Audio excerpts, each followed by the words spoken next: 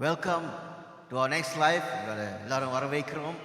And it's time for the word of God. இப்போ தேவனுடைய வார்த்தைக்கு வந்த நேரம். நல்லா worship பண்ணோம். We worship God. நம்ம நல்ல ஒரு worship ஆராதனையிலே கலந்து கொண்டு தேவன் சமூகத்தில் பிரசன்னத்தில் இருந்து இப்பொழுது தேவனுடைய வார்த்தை அவர் என்ன சொல்ல போகிறாரு நாம் செவி கொடுப்போம். இன்றைக்கு எடுத்த தலைப்பு வந்து today I took the title Plan B. Plan B ன்னு ஒரு டைட்டில் எடுத்திருக்கேன். எல்லாருக்கும் பிளான் இருக்கும். பக்கத்துவங்களை சொல்லு நீங்க பாருங்கள். What is your plan? அடிச்சு சொல்லுங்க. What is your plan? சில நேரத்தில் நம்ம வாழ்க்கையில ஒரு பிளான் இல்லாம நம்ம இருக்கலாம். We don't have a plan.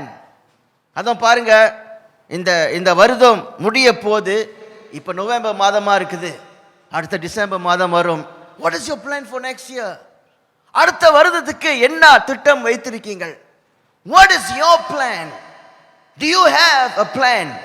நம்ம பக்கத்துல கேட்டு சொல்லுங்கள். Do you have a plan?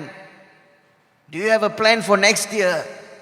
நாம் இந்த வசனத்துக்கு நான் கடந்து போகும். Before I tell you what it is, let's go to the verse today. Genesis ஆதியாகமம் 4 அதிகாரம் 25 26 வசனத்துல போட்டிருக்குது. And Adam knew his wife again, and she bore a son and named him Seth. For God has appointed another seed for me instead of Abel, whom Cain killed. இங்க வேதத்துல போட்டிருக்குது, ஆதாம் மறுபடியும் அவன மனைவியோடு இருக்கும் போது அவனுக்கு மறுபடியும் இன்னும் ஒரு மகனை ஆண்டவர் கொடுத்தார். அவன் பேரு சேத். ஏன்னா Adam named the son Seth because God has appointed another seed. இன்னொரு மகனை ஆண்டவர் கொடுத்திருக்கானே. இந்த கதை நம்மளுக்கு தெரியும் என்ன நடந்தது. காயனும் ஆபேலும் அவன் தோட்டத்தில் இருக்கும்போது காயன் ஆபேலை சாகடித்தான். ஆதாம் ஏவாளுக்கு பிறந்த மகன்கள் Adam and Eve had two sons, Cain and Abel. ஆண்டவர் ஆதாம் ஏவாளை ஆசீர்வதித்தாரு. அவங்களுக்கு 2 மகன்களை கொடுத்தாரு ஆண்டவர். நல்ல ஒரு ஆசீர்வாதம், நல்ல ஒரு சந்தோஷம் இருந்தது. ஆனா என்ன நடக்குதுன்னா, ஒரு மகன் இறந்து போகிறான். One son died. 2 மகனும் நேசித்தாங்கள். 2 மகனும் ஆண்டவர் கொடுத்த ஒரு வாக்குத்தத்தம், ஆண்டவர் கொடுத்த ஆசீர்வாதம். It is the blessing from God, but one son dies. ஒரு மகன் மரித்து போகிறான். ஆனா ஆண்டவர் என்ன செய்கிறார்னால் இன்னொரு மகனை கொடுக்கிறாரு, சேத்தின. And you think about Adam and Eve, ஆதாம் ஏவாள் நம்ம எடுத்துக்கொண்டால், God has blessed. தேவன் ஆசீர்வதிக்கிறவர். நம்ம வாழ்க்கையில் தேவன் ஆசீர்வதிக்கிற தேவனா இருக்கிறார். But what if your plan did not go well? நம்மளோட திட்டம் சரியா போகாம இருக்கும்போது என்ன செய்வோம்? What if this is what I've been taught? இந்த காரியத்தை நான் யோசிச்சு வச்சிருக்கேன், இவனு மேல தான் நம்பிக்கை வைத்திருக்கேன், இதுதான் இப்படியாக நடக்கும் நம்ம யோசிச்சு வைத்திருக்கலாம். சில காரியங்கள் நம்ம திட்டம் போட்டு வைத்திருக்கலாம், பல வருஷமா இதுதான் நம்பிக்கை வைத்திருக்கலாம். ஆனா என்ன நடக்குதுனால் அது அழிந்து போகுது, அது சரியா வராம இருக்குது. Some things did not come into fulfillment, but God has another plan. அவர் இன்னொரு திட்டத்தை வைத்திருக்காரு. வேதத்தை நம்ம வாசிச்சோம்னால், he gave another son. ஒரு மகனை இழந்து போயிட்டான், ஆண்டவர் இன்னொரு மகனை கொடுக்கிறாரு. What is the plan that God has? நம்ம நினைக்கிறது ஒரு காரியம், ஆனா ஆண்டவர் வேற காரியத்தை நினைக்கிறாரு. We have a plan, but that plan doesn't go well. அந்த வசனத்தை நம்ம வாசிச்சோம்னால், ஆதாம் ஆண்டவர் இன்னொரு மகனை சேத்துன்னு கொடுத்த உடனே, and the Bible says after Seth the people started to call upon the Lord. தேவனை நோக்கி கூப்பிட ஆரம்பித்தாங்கன்னா பாருங்க, தேவனோட திட்டம் எப்படியாக இருக்குது. ஆண்டவரோட திட்டம் வேற இருக்குது. நம்ம நினைக்கலாம் இதுதான் இந்த காரியம் நடக்கும், இப்படியாக தான் நடக்கும். ஆனா பாருங்கள், சந்தோஷமான ஒரு குடும்பத்துல ஆதாம் ஏவா அவங்க வாழ்க்கையில நிறைய அவங்க தவறு செய்தாங்க, தேவனை விட்டு தூர போனாங்க. ஆண்டவர் மன்னித்தார். ஆனால் பார்த்தீங்கன்னா அவங்களோட அடுத்த சந்ததியில பிரச்சனை வருது. The next generation was facing a bigger problem. பிரச்சனைக்கு மேல பிரச்சனை. The bigger problem, and who can help us? யார் நம்மளுக்கு உதவி செய்வா? What if your plan doesn't go well? நம்மளோட திட்டம் அது சரியா போகாம இருந்தால் யார் உதவி செய்வா? And there was a confusion in the family. அந்த குடும்பத்துல ஒரு பெரிய ஒரு குழப்பம் வருகிறது. ஒரு மகன் இன்னொரு மகனை கொலை செய்துட்டான். Brother kills a brother. ஒரு சகோதரர் இன்னொரு சகோதரத்தை கொலை செய்துட்டான். But God had another plan. ஆண்டவர் சொல்றாரு, இதுக்கு முடிவு இல்லை. நம்ம நினைக்கல அதான் முடிஞ்சிருச்சு, மரணம் முடிவு நான் நினைப்போம். ஆனால் அது பிறகுதான் ஆரம்பமே இருக்குது. The beginning starts after death. Jesus said, unless a seed falls and die, ஒரு விதை விழுந்து அது செத்தாதான் அது பிறகு அது முளைச்சு வரும். Only a seed have to fall. ஒரு விதை விழுகணும், மண்ணில் புதைச்சிருந்தாதான் அதை தண்ணி விட்டால் அது ஒரு செடியா முளையும். இயேசு அதனால தான் நீங்க பார்த்தீங்கன்னா அவர் மரித்தார். அவர் மரணம் ஒரு வெற்றி அடைந்த மரணம். அது ஒரு முடிவு இல்லை, அதுதான் ஆரம்பம். உலகத்தின் பாவத்தை அவர் சுமந்தார். அவர் உயிர்த்தெழுந்தோன 3ஆம் நாள் நம்மளுக்கு he is the first person to resurrect. உயிர்த்தெழுறதுக்கு அவர்தான் முதல். He is the first, and God had a plan, but no one understood. யாரும் இயேசுவோட திட்டத்தை, தேவனோட திட்டத்தை அறியாமல் இருந்தாங்க. அதனால தான் அவர் மரித்த உடனே எல்லாம் அந்த சீஷர்கள்லாம் ஓடி போய் ஒளிந்துட்டாங்க. They hid themselves because they don't understand God's plan. இன்றைக்கு தேவனோட திட்டத்தை நம்ம அறியாம இருக்கலாம். அதனால தான் நம்ம துக்கத்தில் இருப்போம். இன்னைக்கு நீங்களும் துக்கத்தில் தான் இருக்கிறீங்க. பார்க்கறதுக்கு கொஞ்சம் சிரிச்சு தெரியல, பிளான் சரியா இல்லாம போச்சு உங்களுக்கு. பயப்படாதீங்க, ஆண்டவர் பிளான் பி வைத்திருக்காரு. இன்னும் ஒரு திட்டத்தை ஆண்டவர் வைத்திருக்காரு. ஒரு மகன் இறந்து போனான், இன்னொரு மகனை கொடுத்தார் ஆண்டவர். அந்த மகன் மூலியமா தேவனை நோக்கி கூப்பிட ஆரம்பித்தாங்க. ஒரு ஆசீர்வாதம் போனால் இன்னொரு ஆசீர்வாதத்தை ஆண்டவர் வைத்திருக்காரு. ஒரு காரியத்தை இழந்து போனோம்னால் ஆண்டவர் மறுபடியும் இன்னும் பெட்டரான காரியத்தை கொடுக்கிறார். அதுதான் ஆண்டவரோட பிளானே. இதுதான் தேவனோட திட்டம். நம்மளுக்கு எட்டாத காரியம், நம்மளுக்கு புரியாத காரியம், what we don't understand. நம்மெல்லாம் மனுஷனா இருக்கிறனால தேவனோட திட்டங்களை நம்மள அறிய முடியாது. அவரோட சிந்தனைகள், அவரோட யோசனைகள், அவரோட பெரிய யோசனைகள், அவர் எப்படி யோசிக்கிறார், அவர் எப்படி செய்வார், we cannot understand, we cannot fathom God's mind. அவர் என்ன யோசிக்கிறார், எப்படியாக இதை நடத்துவாரு. நம்ம நினைக்கலாம், அது இது முடிஞ்சு போனத, இதுக்கு மேல நான் என்ன செய்வேன், நான் இவ்வளவு பெரிய பிரச்சனை மாட்டிட்டு இருக்கிறேனே. ஆனா ஆண்டவர் ஒரு திட்டத்தை வைத்திருக்கார். பிளான் ஏ சரியா வராம இருந்தா பிளான் பி ஆண்டவர் வைத்திருக்கார். ஆதாம் சரியா வராம இருந்தா ஆண்டவர் இயேசு அனுப்புகிறார். the second man Jesus, he was perfect. அவர் பெர்ஃபெக்ட்டா இருந்தார். பிளான் ஏ பெர்ஃபெக்ட் இல்லாம இருக்கும்போது பிளான் பி ஆண்டவர் செஞ்சு கொடுக்கிறார். அது பெர்ஃபெக்ட், அது பூரணமா இருக்கும்.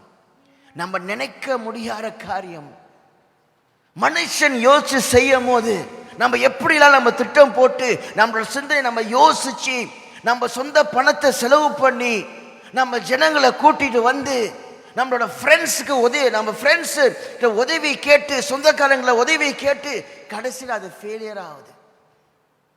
ஆனா ஆண்டவர் அந்த இடத்துல வரும்போது புது ஒரு திட்டத்தை கொடுக்கிறாரு. He gives a new plan.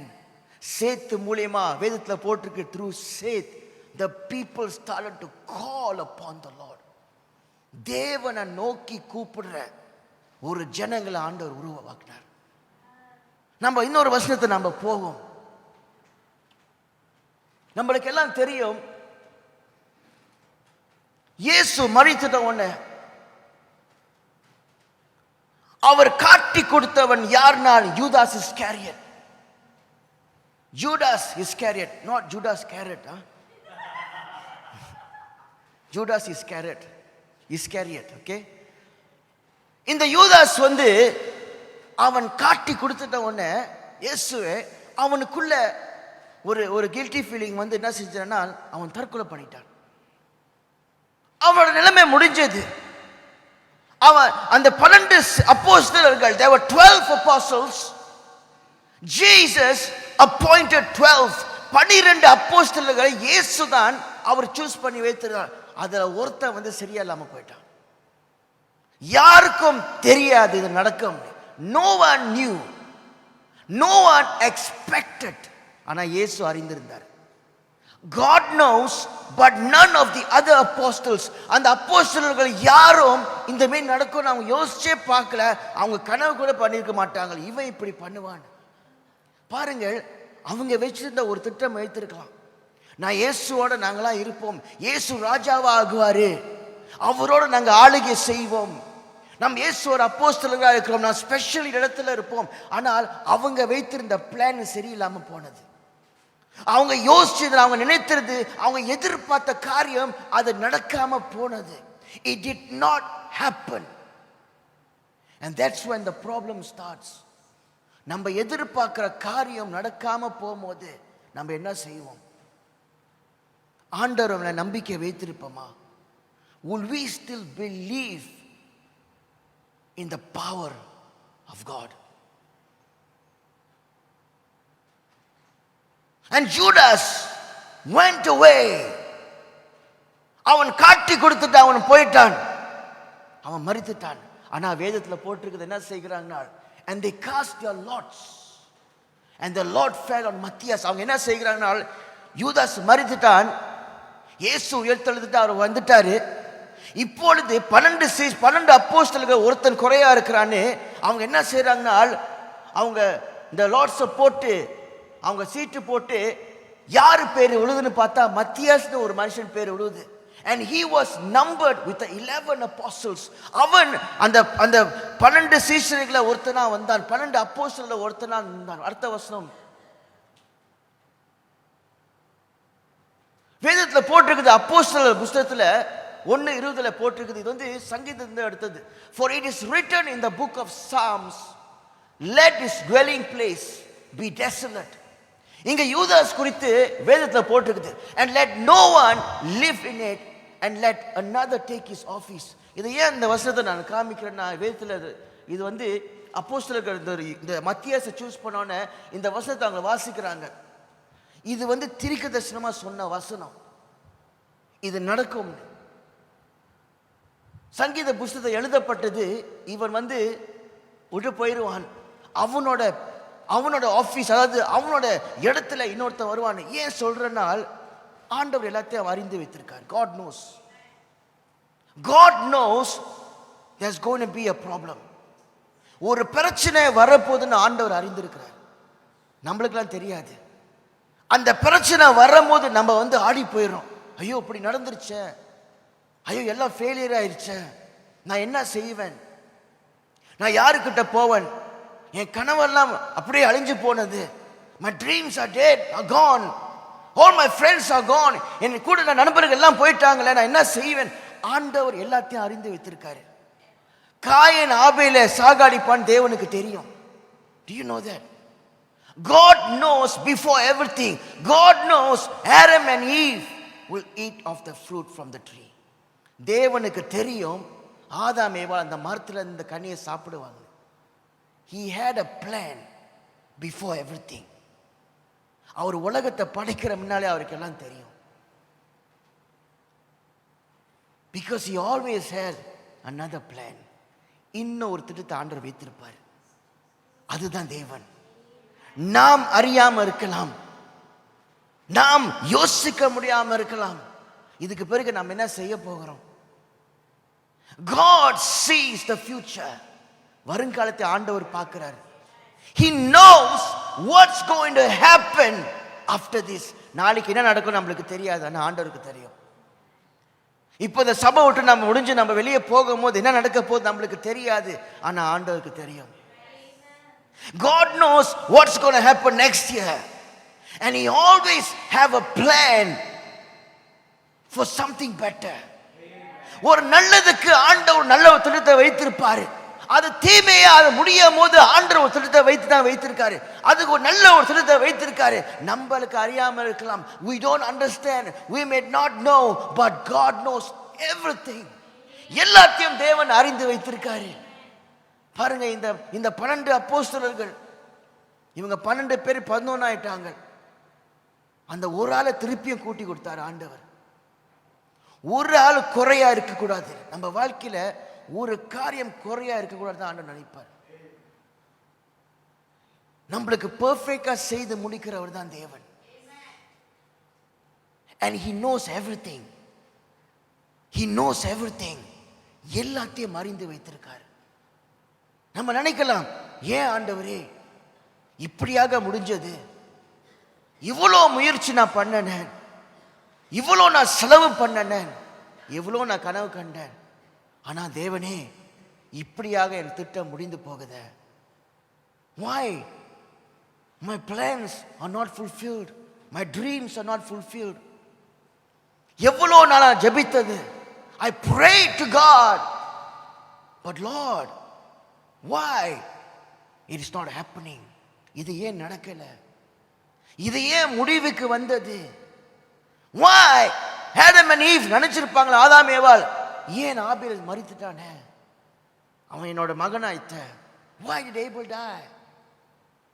ஏன் இப்படி நடந்திருக்குன்னு ஆண்டவரே, இதை நீங்க தடுத்திருக்கலாமே. ஆனா ஆண்டவர் சொல்றாரு, நான் வேற ஒரு திட்டத்தை நான் வைத்திருக்கேன். I have another plan, a better plan for you, a plan for you to prosper. ஆண்டவர் வைத்திருக்க நினைவு நாம் நல்லா இருக்கணும்னு, a plan for you to prosper. God has a plan B. இரண்டாவது பிளான் வைத்திருக்கார் ஆண்டவர். நம்ம அடுத்த வசனத்தை நம்ம வாசிப்போம். யோபு நம்ம பார்த்தோம்னா, யோபு புஸ்தகத்துல யோபு 42 அதிகாரம் 2வது வசனத்துல போட்டிருக்குது. இங்க யோபு சொல்றான், யோபு பார்த்தீங்கன்னா எல்லாத்தையும் இழந்து போனவன், பைபிள்லே பயங்கரமா இழந்து போனவன் அவன் தான். ஒரே நாள்ல 9 பிள்ளைங்கள் மரித்தாங்க, அவன் நிற்கிற ஆடு மாடு பிசினஸ் எல்லாமே போனது. அவன் உட்கார்ந்துருக்க, அவன் என்ன சொல்றான், I know that you can do everything, Lord. நான் அறிந்திருக்கிற ஆண்டவர், நீங்க சகலத்தையும் செய்ய முடியும், and that no purpose of yours can be withheld from you. நீங்க வைத்திருக்க நோக்கம் எதுவும் தடப்படாதுன்னு அவன் சொல்லுகிறான். He knows God has a plan now. எல்லாத்தையும் அவன் இழந்து போயிட்டு அவன் உட்கார்ந்துருக்கான், அவன் சாம்பல் போட்டு அவன் உட்கார்ந்துருக்கிறான், எல்லாம் போனதுன்னு. ஆனா அவனுக்குள்ள ஒரு விசுவாசம். அவன் சொல்றான், ஆண்டவரே, I know நீர் எல்லாத்தையும் செய்ய முடியும், நான் அறிந்திருக்கிறேன். I know that you can do everything, Lord, and no purpose or no plan of yours can be stopped. நீங்க வைக்கிற திட்டம் ஒருவம் அதை யாரும் நிப்பாட்ட முடியாது. இதுதான் தேவன் அவர் வைக்கிற திட்டம். He has a plan, but we don't know. அவர் ஒரு திட்டத்தை வைத்திருக்கார், நாம் அறியாம இருக்கலாம். It was already planned before he created the world. உலகத்தை படைக்கிற முன்னாலே ஆண்டவர் திட்டத்தை வைத்திருந்தாரே. மனுஷன் வந்து பாவத்துல விழுவான், இதெல்லாம் நடக்கும், யாருக்கு என்ன நடக்கும், யாருக்கு மரணம் வரும், யாரு தோல்வி அடைவார், யாரு இழந்து போவார், what's going to happen to whom, God already knew. And that's why he had a plan that he will bring his own son into the world. அவர ஒரே குமாரனை உலகத்துக்கு வரணும், because he can give you life and life to the fullest. அவர் ஜீவன் தர வருவார். He will bring the perfect plan. இன்றைக்கும் நம்ம யோசிச்சிருக்கலாம், என்னோட பெர்ஃபெக்ட் பிளான் என்ன? அது அவர் ஒரே ஒரு பிளான் தான் வைத்திருக்கிறாச்சு, நம்மளுக்கு தான் அது plan B. God already planned everything perfectly. நம்மளுக்கு அது பிளான் பி, நம்மளுக்கு பிளான் சியா இருக்கலாம். God has only one plan, and his plan is perfect. He is a perfect God. அவர் பூர்ணமான தேவன். பூர்ணமான காரியத்தை ஏத்த காலத்தில் அவர் செய்வார். He will make everything beautiful and at its time. இதான் நம்ம நேசிக்கிற தேவன், நம் வணங்குற தேவன் எல்லாத்தையும் அறிந்திருக்கிறார். நம்ம எட்டாத காரியங்கள், நம்ம யோசிக்க முடியாதது, we cannot understand, we cannot fathom, we cannot know, but God knows everything. எல்லாத்தையும் அறிந்திருக்கிறார். நம்ம எழுந்து நின்று தேவன் சமூகத்தில் இதில் பாடுவோம். இந்த பாடலை நம்மளை அறிந்திருக்க தேவன் நம்மளோட திட்டங்களுக்கு நம் திட்டம் சரியா வராத போது அவர் நம்மளுக்கு யுத்தம் செய்கிறார். He fights for us. He makes everything beautiful. நம்மளுக்காக யுத்தம் செய்கிற தேவன், நம்மளுக்காக பாடுபட்டவர் இயேசு, நம்மளுக்காக பூரணமான காரியத்தை கொடுப்பார். He will give us the best. நன்றி அப்பா. ஓ நன்றி இயேசுவே. Yes Jesus. Thank you Lord.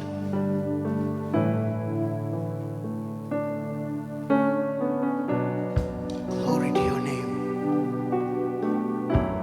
நாமத்துக்கு மகிமை ஆண்டவரே.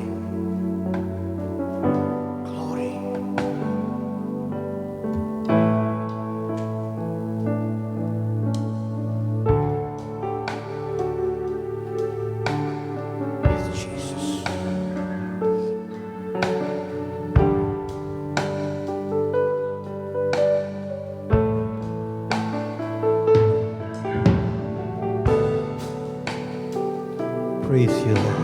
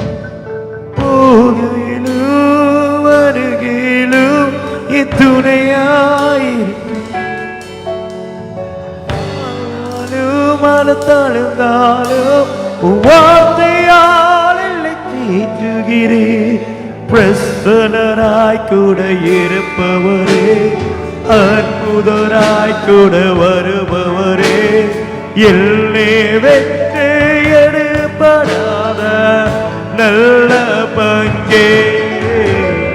பிரசன்னராய் கூட இருப்பவரே, அற்புதராய் கூட வருபவரே, எல்லை வெற்றி எடுப்படாத நல்ல பங்கே.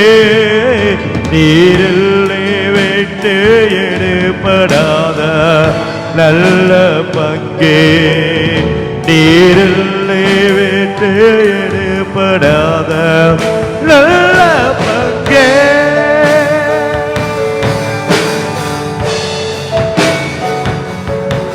ஒரு போதும் இடைப்படாதவர் நல்ல பங்கே.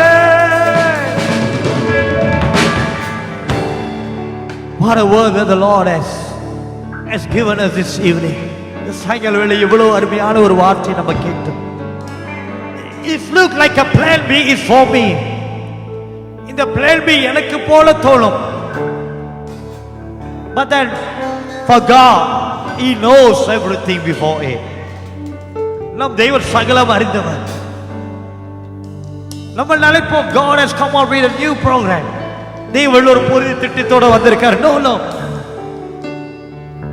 நம்ம உருவாக முன்பாகவே the Lord always know it's going to be this way.